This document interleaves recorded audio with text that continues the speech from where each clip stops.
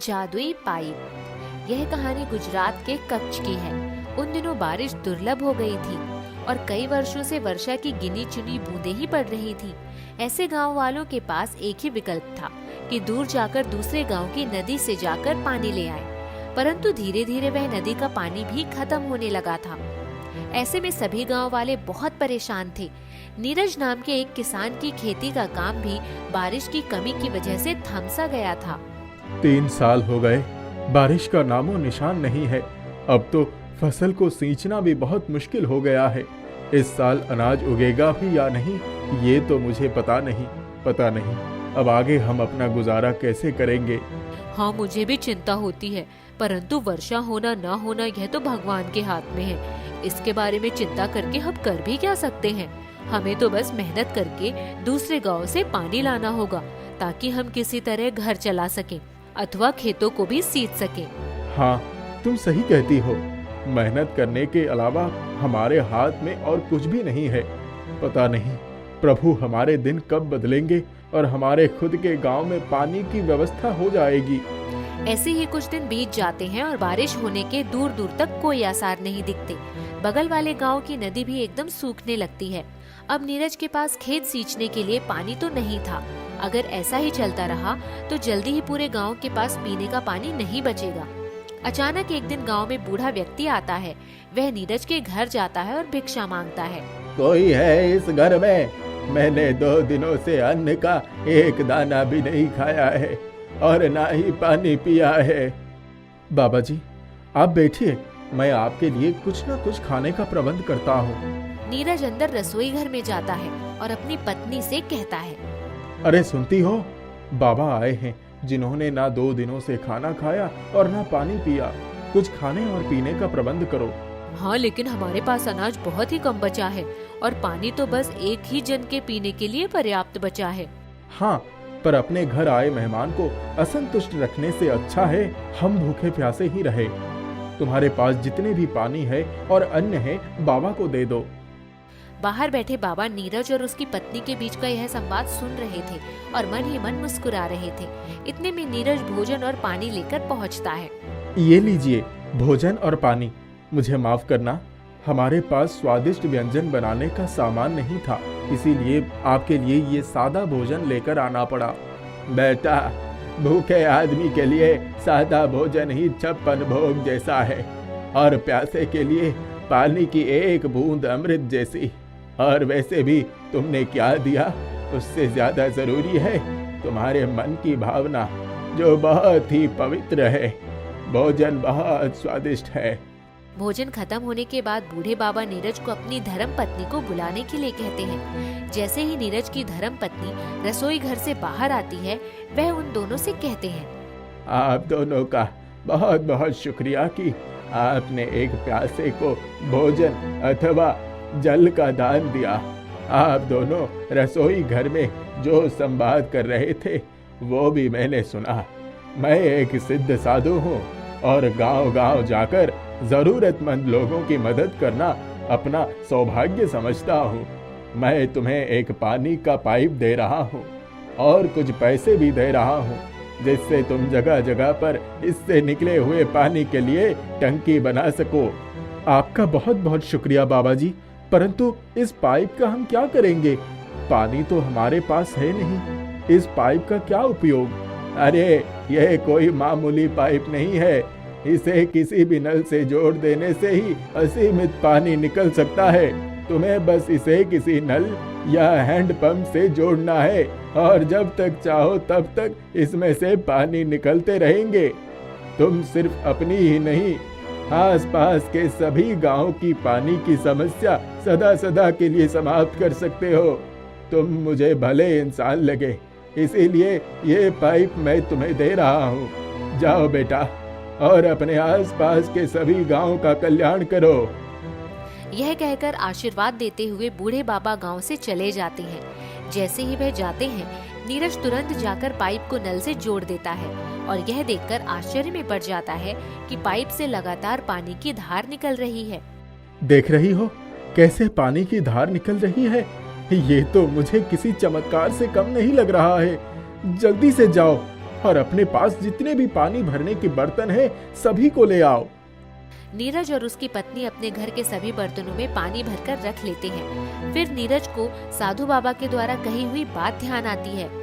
बाबा ने तो हमें कहा था कि हमें सभी गांव वालों और आसपास के गांव की मदद करनी है। हम स्वार्थी होकर सिर्फ अपने बारे में सोचने लगे। मैं अभी जाकर सरपंच से इस बारे में बात करता हूँ और कैसे आसपास के सभी गांव का कल्याण हो सके इस बारे में चर्चा करता हूँ। यह कहकर नीरज सरपंच के पास जाता है। बाबा द्वारा दिए गए पाइप के बारे में उन्हें पूरी बात बताता है और यह भी बताता है कि बाबा ने पैसे भी दिए हैं कि हम यह पानी को हर जगह पहुंचाने के लिए उससे टंकी भी भरवा लें। यह सुनकर सरपंच खुश हो जाते हैं और कहते हैं, वाह नीरज, तुमने क्या खबर सुनाई है। आज के पहले इतनी अच्छी खबर मुझे किसी ने नहीं सुनाई। एक काम करो, तुम उस पाइप को ले आओ और उससे हम सबसे पहले गांव में एक बांध बना लेते हैं। फिर उसके बाद धीरे धीरे हर जगह पानी पहुंचाने का व्यवस्था करेंगे। तब तक मैं सभी गांव वालों को इकट्ठा कर लेता हूं और बांध बनाने के लिए जो जो चीजों की जरूरत है उसका इंतजाम कर लेता हूं। सरपंच जी, ये तो बहुत ही अच्छा सुझाव दिया है आपने। मैं अभी जाकर उस पाइप को लेकर आता हूं और बांध बनाने का काम हम आज ही आरंभ करते हैं। नीरज तुरंत ही पाइप लेकर आता है और सभी गांववासी सरपंच के कहने पर बांध का काम शुरू कर देते हैं। कुछ ही दिनों में बांध का निर्माण हो जाता है और जादुई पाइप की मदद से बांध में पानी भर जाता है। धीरे धीरे गांव और आसपास के सभी गांव में जगह जगह पर टंकी लगा दी जाती है ताकि किसी भी व्यक्ति को पानी से जुड़ी कोई समस्या नहीं आए। इस प्रकार जादुई पाइप की मदद से न सिर्फ नीरज के गांव बल्कि आसपास के सभी गांव का कल्याण होता है। रमेश अपनी दादी के साथ एक छोटी सी झोपड़ी में रहता था। उसके दादाजी बहुत पहले दिल्ली कमाने गए पर लौट कर नहीं आए। माँ बाप बचपन में ही मर गए थे। दादी बड़ी बड़ी कोठियों में काम करके उसको पढ़ा लिखा रही थी, लेकिन कुछ दिनों से उनकी आंखों से कुछ दिखाई नहीं पड़ रहा था, इसीलिए सारे काम छूट गए थे। एक दिन रमेश किसी काम की खोज में निकल पड़ा। उसने इधर उधर देखा। एक चौराहे पर भीड़ लगी थी। सुबह का वक्त था। एक जगह उसने देखा कि बहुत सारे मजदूर खड़े हैं। वह भी उनमें जाकर शामिल हो गया। पूछने पर पता चला कि जिन लोगों को मजदूरों की जरूरत होती है वो यहीं से मजदूर ले जाते हैं। उसने सोचा, कुछ काम नहीं मिल रहा है तो मजदूरी करके ही गुजारा कर लेता हूँ। कोई आता तो सारे मजदूर उधर लपक जाते। वह कुछ लोगों को लेकर चला जाता। वह सारे दिन वहीं खड़ा रहा पर उसे किसी ने नहीं पूछा।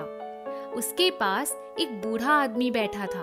उसने कहा, बेटा, उन लोगों को काम करवाने के लिए एक मजदूर चाहिए। तुम्हें देखकर लगता है पढ़े लिखे हो, इसीलिए तुम्हें किसी ने नहीं बुलाया। और आपको? उस बूढ़े ने उदास होते हुए कहा, मैं तो बूढ़ा हो गया हूँ और वैसे भी मुझे काम कौन देगा। पर रोज अपनी किस्मत आजमाने आ जाता हूँ। कोई तो होगा जिसे मेरी जरूरत होगी। दूसरे दिन वह मजदूरों जैसे कपड़े पहनकर मजदूरों वाली लाइन में लग गया।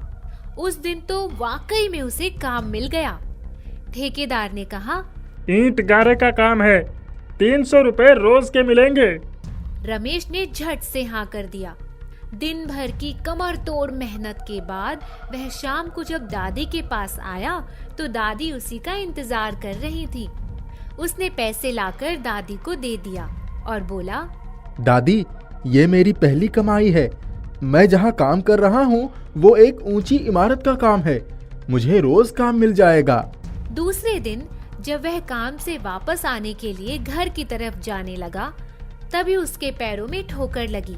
उसने देखा कि एक हथौड़ा गिरा था। उसने हथौड़े को उठाकर बैग में रख लिया। जब वह झोपड़ी में पहुंचा तो दादी खाने की तैयारी कर रही थी।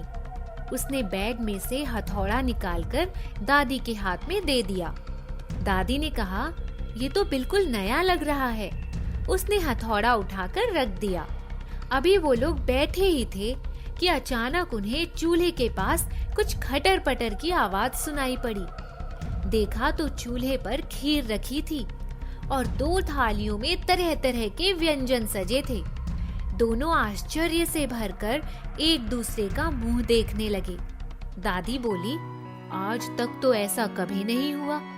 ये हथौड़ा जादुई तो नहीं? आश्चर्यचकित से दोनों ने खाना तो खा लिया, लेकिन समझ में नहीं आ रहा था कि ये कैसे हुआ। सुबह सोकर उठे तो दोनों थालियां सोने के सिक्कों से भरी रखी थी। रमेश ने हथौड़े को उठा लिया और दादी से बोला, दादी, ये जादुई हथौड़ा है। अगर हमारी झोपड़ी भी हवेली बन जाए तो हम कितने आराम से रह सकते हैं ना? उसके इतना कहते ही झोपड़ी सभी सुख सुविधाओं से भरी हवेली में बदल गई। रमेश खुशी से झूम उठा और कहा, मेरे प्यारे हथौड़े, मेरी दादी की आंखों की रोशनी वापस कर दो। दादी की आंखों की रोशनी सचमुच वापस आ गई। दादी पोते पूरी हवेली घूम घूम कर देखने लगे। उन्होंने देखा उनकी हवेली के पीछे ही एक खूबसूरत सा बगीचा था। उस रात दोनों को नींद नहीं आई। कभी इतने आराम की आदत नहीं थी ना।